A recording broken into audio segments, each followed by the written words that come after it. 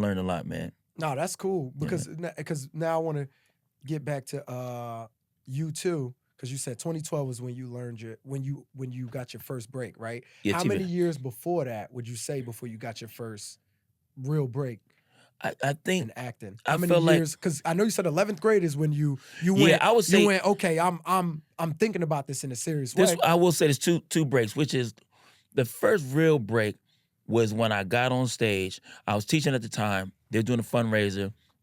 I think the principal or something signed me up to do the comedy show. I was just kind of asking about it. Mm-hmm. And I was like, well, since I'm going to do this, and they were nice enough to let me get up. Shout out to Dino Shorte, writer and everything else for everybody. But the school called him to put on the comedy show. Mm-hmm. They allowed me to do some time. Mm-hmm. And when I did, I was like, oh, shoot, this is my voice. This is Right. the stand-up is my, I was Yeah, like, okay, yeah, cool. That and then I started working mics. So you But said, so you think that was your first break? I felt like that was my first and that was emotional break. emotional. And what was the energy-wise. time period from that in 11th grade?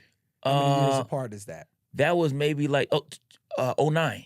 09? So I was so after 11th grade, I went away to school, came back. I'm teaching all the after-school programs and doing the teaching thing. Okay. And so like that 09, while I was teaching, that's when I first was able to access my second time. Okay.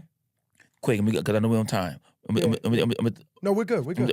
So let me take you back how even stand-up even happened. Okay. After I graduated, I started working at the LA Times newspaper. Okay. Wow. So I'm selling the paper. I'm learning Spanish, so I'm really hustling trying to get this paper sold. Yeah. At the time, minimum wage was $5.25. So I'm selling the paper, making people laugh, doing a couple voices. Yeah. Because mind you, I didn't even know voices was a thing until I got into stand-up. Right. Because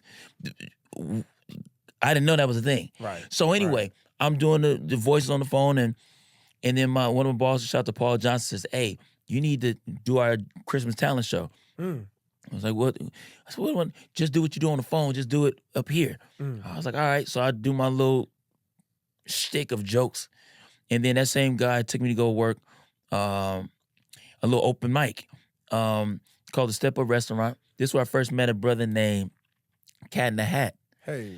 Katt Williams. Wow. So I go and I do, and I I'm 18, 19. Right. Didn't really know what I was doing, but I was like, all right, let me just Try. do some jokes. And I remember I was high school stuff. I'm roasting the place and the owner and all. Yeah. And I forgot who the lady was. She was on Def Jam. She pulled me to the side. Like, you don't want to talk about the owner because they inviting you. Yeah. So I started kind of doing my church talent show. I'm just dabbling with. I'm not. I'm not. Yeah. I'm just. I know I do something. Right. Then I go to school, do the dancing, do that whole career of life and teaching. Yeah. Fast forward. When I do the open mic as a teacher, Yes. then I start working mics. A year and a half later, that's when I run to Chris Tucker at a club. Deray Davis says, hey man, has Chris Tucker seen your set? D-Ray. I said, man, no, he ain't seen my set. He said, you ought to see him.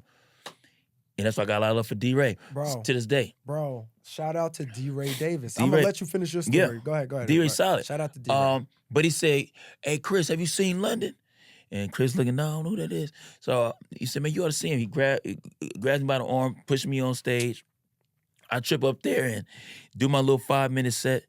And me and Chris exchanged numbers. About a month later, he called me. And I guess he called around and was asking what my character was. Yeah. And then we started touring. Then on my first date with Chris Tucker and somewhere near Chicago, Right. Damon Williams comes to the show. Shout out to Damon Williams too. Out of Chicago. I know who Damon Williams is. We know who Damon Williams is. Definitely. So we exchanged numbers backstage, and then that relationship came out of that. I done lots of shows with Damon. Yeah. And so anyway, I'm touring, and Wow. that's what that was. And that first break, because you said basically a few years after high school, maybe 2-3 years. You saying about 2-3 years after high school, you feel like you got your first emotional break. I would say. 2009, I graduated 99. So actually a decade then. Yeah. Wow. Something like that. See, this is important. This is what I'm trying to. Okay, so this is important. It took 10 years for that seed to really grow. 10 years, because again, when I started stand-up, that's when it really felt like the way I saw life move, got up, I was like, man, I figure. I was like, this is what I'm supposed to do because when I did theater, Yeah. I felt like I couldn't get that energy back Right. unless I did theater. Right.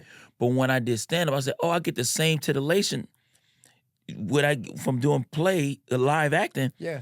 live stand up. Yeah. So at that point, And you're the writer, the actor, and the director. the whole thing, man, Yeah, everything in that. So that really changed the way. Yeah. I that gave me the fire that really, because once I got into stand up, I felt like I was in my purpose then. Yes. So once I did the purpose, that's when, boom, the TV series happened, Chris Tucker happened, Ballers happened, Right. and even when I was shooting Ballers, every year I did that for 5 years. Every hiatus of that show, nothing but offers. Tell you how good God is.